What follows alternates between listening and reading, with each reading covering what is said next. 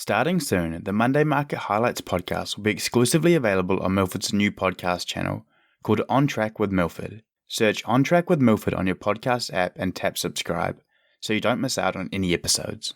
You're listening to the Monday Market Highlights brought to you by Milford. Good morning. It's Monday the 22nd of May and I'm Roland from Milford. In Australia, the quarterly wage price index was released, with wages coming in softer at 0.8% quarter-on-quarter versus 0.9% expected. Public wages grew at a faster rate than private wages, increasing 0.9% quarter-on-quarter, or 1.1% if you include bonuses. It is quite unusual for bonuses to have such an influence on public wage growth. Real wages remain very weak at negative 0.5% quarter-on-quarter and negative 3.1% year-on-year. The slightly weaker wage print could be explained by EBAs accounting for half of wages set in the March quarter versus 33% in the March quarter of last year. Generally, EBAs have lower annual increases. Interestingly, those private individuals who did in fact get a pay rise saw a 4.3% increase year on year. So some strengths and weaknesses in this release, and it's important to note this is from March and we are halfway through May, but generally speaking it was slightly softer than expected. Also in Australia, employment data was released. This too was weaker than anticipated. Total employed persons fell 4,000 month on month compared to 25,000 expected. Given the participation rate was flat, the unemployment rate increased to 3.7% from 3.5% expected. Despite lower total employment and a plethora of holidays in April, hours worked actually increased month on month. In addition, the underemployment rate fell. Therefore, this was a strange data release with conflicting signals, but nonetheless was weaker than expected. One thing we are closely following is the total working age population. This should capture the significant increase in foreign workers entering Australia and has continued to grow strongly year on year. This data did feed into the RBA pause narrative. However, one data read is not a trend, so we caution against extrapolating this weakening economic data yet. In the US, the focus remains on the debt ceiling and a potential resolution given the concerns around a potential US default should it not be raised. On Thursday evening, a deal was apparently getting closer, which saw equity markets rally. However, on the Friday, negotiations had apparently stalled, which saw equity markets fall off. Often the debt ceiling negotiations come down to the wire, but every time a deal has been struck. US retail sales data was also released, coming in well below expectations at positive 0.4% month on month versus 0.8% expected. However, retail sales ex-auto was in line at 0.4%. Turning to company news, Aristocrat had a big week, acquiring Neo Games on Tuesday and announcing their half-year results on the Thursday. On the acquisition, this was acquired for $1.8 billion, which represents a 15 times EBITDA multiple, and actually was over a 100% premium to Neo Games' share price. It gives Aristocrat much-needed iGaming capabilities, but also brings the leading iLottery platform in the US into their stable. It is expected to be accretive in the first full year of ownership in FY25.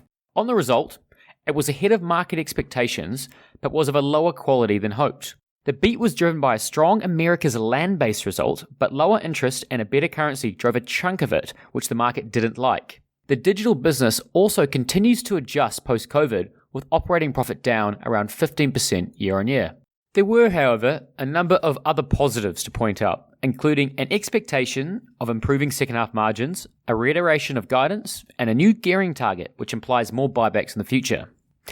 XERO released their full year results, and although revenue came in line with expectations, free cash flow and EBITDA were well ahead as they focus on balancing profitability with growth.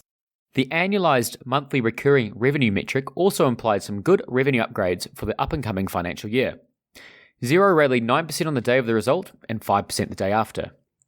Life360 reported their first quarter results, which were very strong, with the business tracking ahead of full-year guidance only one quarter into their financial year. They put prices up significantly for Apple devices, but despite this, subscriber growth returned, implying that consumers have adjusted to the new prices. They're looking to put similar price rises through for all Android users this quarter, which may see a bit more churn.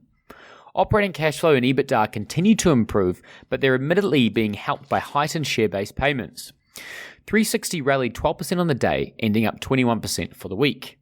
Finally, James Hardie released their full year results, which was in line with guidance and better than feared. They released first quarter guidance, which was also ahead of expectations if you were to annualize it. They didn't provide full year guidance, however, which is unusual but understandable given how volatile market conditions are. They did expect most of their end markets to be down mid to high teen percentages though. Looking to the week ahead, the market will continue to monitor any and all rumours around the debt ceiling as investors hope for a resolution as soon as possible. We continue to approach the first period of stress, which is the first week of June, where some tax inflows are expected. If they disappoint, it would bring forward the default date. The RBNZ will release their interest rate decision this week, with the market expecting another 25 basis point hike. This would take the official New Zealand cash rate to 5.5% versus Aussies at 3.85%. In the US, April PCE data is to be released, with the market expecting it to grow 0.3% month on month. Remember, this is the Fed's preferred inflation measure. We also get a swath of PMI data this week across the US, Japan, and Australia. This gives a good sense of forward domestic consumption and is a good barometer for how an economy is expanding or contracting. Thanks for listening. We'll see you next week.